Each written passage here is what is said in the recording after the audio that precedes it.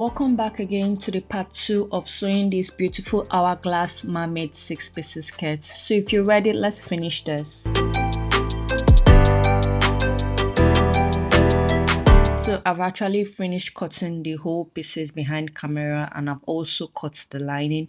So I'm just going to match the pieces together. Right now I'm pinning the front pieces together, and I'm also going to do the same to the back piece behind the camera and also the lining. Okay, so after pinning it, this is how it looks. This is the front piece and this is the back piece. So I'm going to take it to the machine and stitch it with 1/2 inch seam allowance.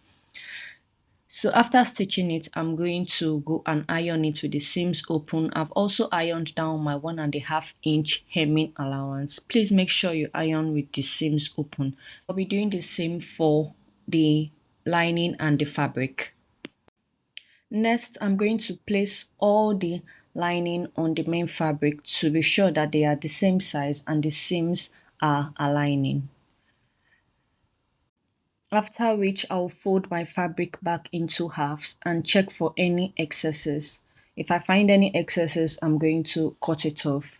And after that, I'm going to mark out my 2-inch seam allowance.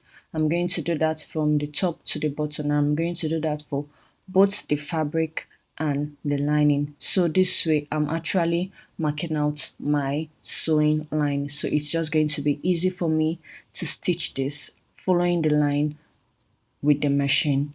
So after doing this, I'm then going to pin both pieces together. So I'm going to pin the front and the back piece together for both the fabric and the lining, and I'm going to take it to my sewing machine and stitch it on the 2-inch line that I already made.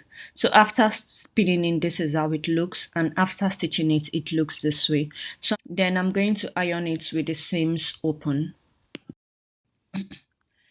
After that, I'm going to place the lining on the fabric, right side facing right side, and I'm going to pin the joining of the 6 pieces together like I'm doing, okay? Because right now we're about to turn the hem. So I'm going to take it to the machine and hem it, after which it looks this way. So I'm going to take it to my ironing table and also give it a good ironing so that it stays that way. So you can see our 1-inch folding allowance. You can see the way the fabric is popping, looking very neat. After this, then the next step will be to join the zip side of the fabric together. Okay, so remember our 1-inch zip allowance. So I'm just going to join that of the fabric from the bottom all the way to the top, leaving just our zip allowance of 10 inches. Okay, so after doing that, this is how it looks. So I've joined it and I also ironed it. So right now I'm just going to fix the zip on the zip side. I've just fixed the zip and you can see how it looks. After stitching the zip, I also ironed it. So please, at every point of your sewing, always iron, okay? So right now, I'm just flipping it to the back and I'm pinning the waist because the next step will be to finish the turning of the skirt. And this is how our skirt looks, the front and the back. So right now, to close the skirt, I'm going to flip this to the right side, okay?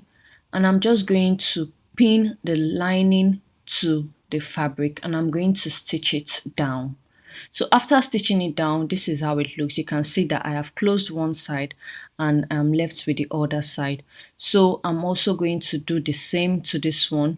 I'm going to flip it to the other side and stitch it down.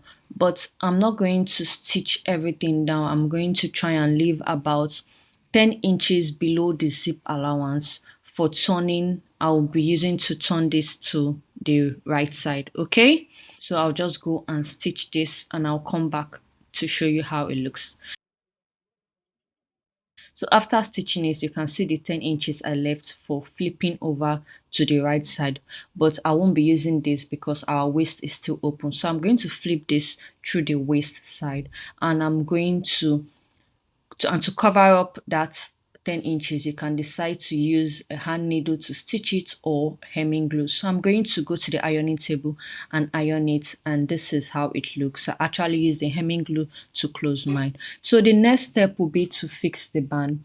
For the band, I'm just going to measure our skirt waist, okay, and see if it tallies. And yes, it actually tallies. So the next step now will be to cut our band. I actually cut this band using 4" by 39". Her waist is 37, so I added extra 2" for lapping and turning. So after cutting this band, I'm just going to take it to the ironing table and add a hairstay or interfacing to it for firmness. And then I'm also going to fold it into half and iron that down. After which I'm also going to fold our ½ inch folding or seam allowance. So I'll be using this ½ inch to join it to the skirt. Okay, so this ½ inch is like our joining allowance. So I'm just going to iron that all the way down so it is easier to attach to the skirt. After that, I'm going to attach it to the skirt. So I'm going to fold the band piece and stitch it this way, okay, so that I'm going to close that end. And after that, this is how it looks. I'm going to turn it to the right side and iron it. So I actually did this to both sides of the band. So now I'm going to pin that folded ½ inch to the back part of the skirt and stitch it.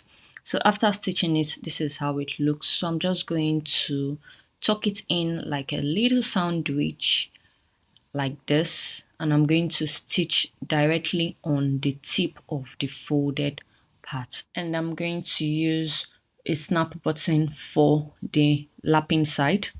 So after stitching it, this is how it looks. This is how neat our band is, and our skirt is complete. And this is the final look of our beautiful hourglass mermaid skirt. You can see the hourglass shape at the center front. So I hope you enjoyed this tutorial. I hope it was helpful to you. Please subscribe, share, and like, and see you next time. Bye.